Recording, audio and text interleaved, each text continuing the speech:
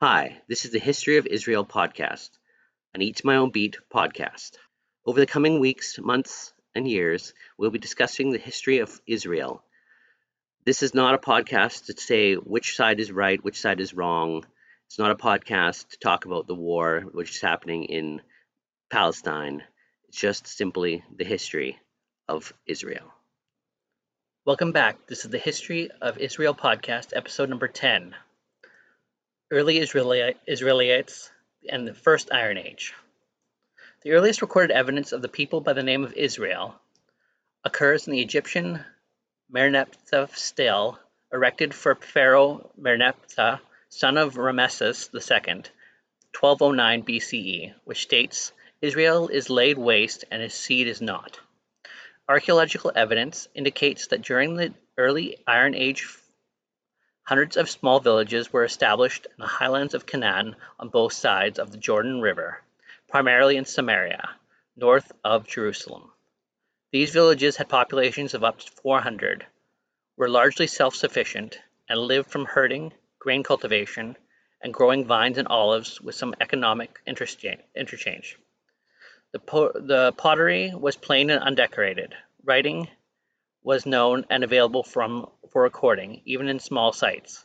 William G. Dever sees this Israel as the Central Highlands as a cultural and probably political entity, more as an ethnic group rather than an organized state.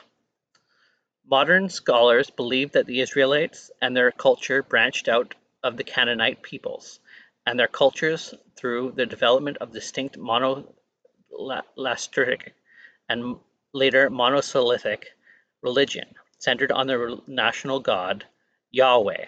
According to McNutt, it is probably safe to assume that sometime during the Iron Age I, a population began and identified itself as an Israelite, differentiating themselves from the Canaanites through such markers of the prohibition of intermarriage and emphasis of family history and genealogy and religion.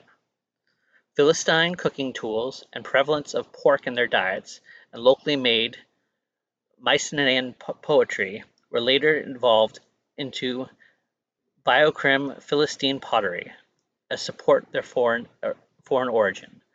Their cities were large and elaborate, which, together with their findings, point out a complex hierarchical society.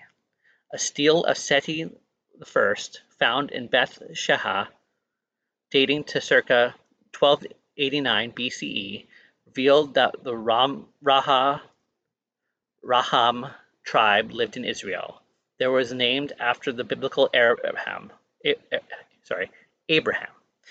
Israel Finkelstein believes that the oldest Abraham traditions originated in the Iron Age, with focus on the themes of the land and offspring and possibility. His altars of Hebron, Abraham's Mesopotamian heritage, is not discussed.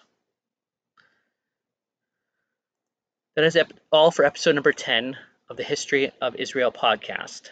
If you like this podcast, please like and subscribe on YouTube.